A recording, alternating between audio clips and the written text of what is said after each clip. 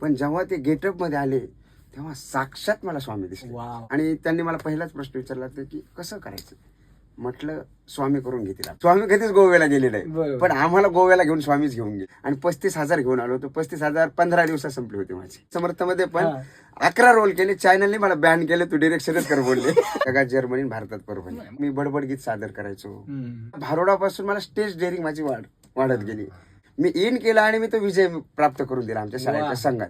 तिथून पासून मी राज्यस्तरापर्यंत softball, volleyball, baseball खेळत आलो. आणि सगळ्यात महत्वाचं म्हणजे मला खेळात जास्त आवड होती.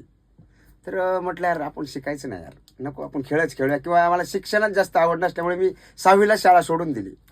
गुरवळायला गेलो. अच्छा. पण तिथे एक ऍड ऐकली मी की स्कूल चले हा म्हशीवर बसून तो एक मुलगा. म्हटलं यार तो शिकू शकतो तर आपण का नाही शिकायचं. परत शाळेत मी संभाजीनगरला पळून आल्यानंतर वेल्डिंगचं काम करायचो. खूप काम केलं, बिगारी काम, पेपर टाकले, हॉटेल्समध्ये काम केले. प्रत्येक जेवढी कामं आहेत पंक्चरच्या दुकानावर. मग मी पार्ट टाइम जॉब करायचो आणि पार्ट टाइम मग मी कॉलेज करायचो. 10वीला कसा तरी मी स्पोर्टमुळे पास झालो. 10 रुपयात ऍडमिशन झाले. स्पोर्टचा किती फायदा हे मी तुम्हाला सांगू शकतो. म्हटलं मला ऍक्टर बनायचं. ते म्हणजे ऍक्टर बनायचं म्हटलं इंग्लिश यायला हवी ऍक्टरला. हिला एकेमध्ये कुत्र्याचा रोल दिला. मकरंद सरांचं मला उदाहरण दिलं.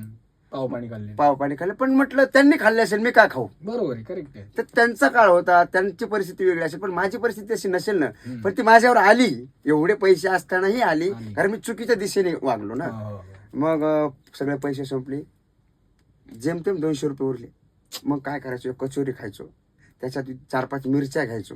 मिरच्या जास्त खायचो, मग पाणी भरपूर प्यायचो आणि मग एक दिवस कचोरीवर काढायचो. असं मी महिनाभर काढलं. तिथे मला एक जी सिनियर असिस्टंट होते त्यांनी मला एवढं छळलं, एवढं कष्ट करून घेतले माझ्याकडून. मला बसूच द्यायचं नाही, हे काम करते कर.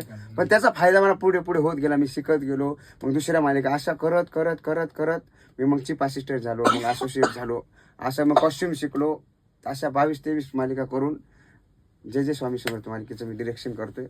खूप भाग्य. अक्षय सरांना मग मी सर म्हणायला लागलो. त्या गेटअप मध्ये आल्यानंतर सर म्हणायला लागलो आधी. मग नंतर ते पूर्ण गेटअप मध्ये आल्यानंतर डायरेक्ट स्वामीच बोललो.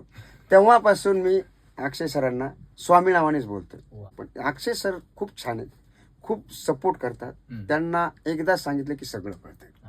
आणि सुरुवातीचे स्वामी म्हणाल तर स्वामी करणं हे त्यांच्यासाठी पण मोठं चॅलेंजिंग होतं. आणि माझ्यासाठी तर खरंच मोठं चॅलेंज की ब्रह्मांड नायक त्यांना आपल्याला सांगायचंय की तुम्ही असे चालत या, तुम्ही इथे बसा.